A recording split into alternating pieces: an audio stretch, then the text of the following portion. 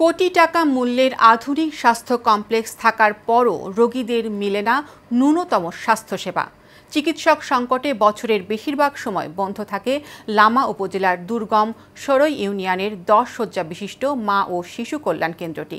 এতে ন্যূনতম চিকিৎসা সেবা থেকেও বঞ্চিত হচ্ছেন এলাকার বাসিন্দারা।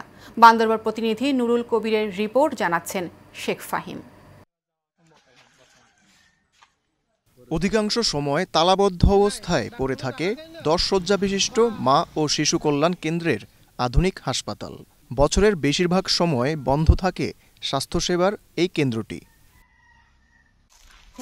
দুর্গম এলাকার মানুষের চিকিৎসা সেবা নিশ্চিতকরণের লক্ষ্যে হাসপাতালটি নির্মাণ করা হলেও কাঙ্ক্ষিত সেবা থেকে বঞ্চিত স্থানীয় বাসিন্দারা।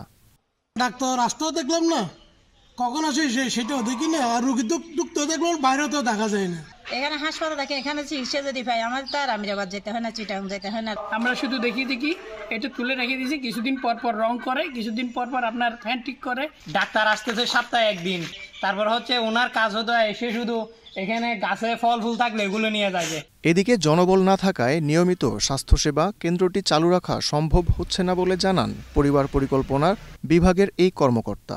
অবকাঠামো আছে কিন্তু আমাদের জনবল এখনো দেওয়া হয় নাই, যার কারণে এটা আমরা চালু করতে পারতেছি। আমাদের সমস্যা হচ্ছে বর্তমানে আমাদের কোনো ওষুধপত্র সাপ্লাই নেই, আর যে পরিবার পরিকল্পনার পদ্ধতিগুলো আছে সেগুলো আমরা ঠিক মতো পাচ্ছি না।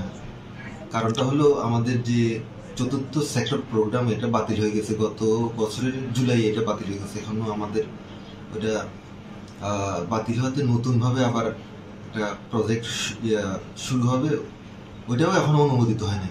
ওইটা অনুমোদিত হয়ে গেলে তাহলে মোটামুটি আমরা যে সেবাগুলো দিচ্ছি সেই সেবাগুলো আমরা কন্টিনিউ করতে পারবো। স্বাস্থ্য প্রকৌশল অধিদপ্তরের তত্ত্বাবধানে 4 কোটি 4 লাখ টাকা ব্যয়ে নির্মিত হয় 10 শয্যা বিশিষ্ট মা ও শিশু কল্যাণ কেন্দ্রটি। Sheikh Fahim, Asian television.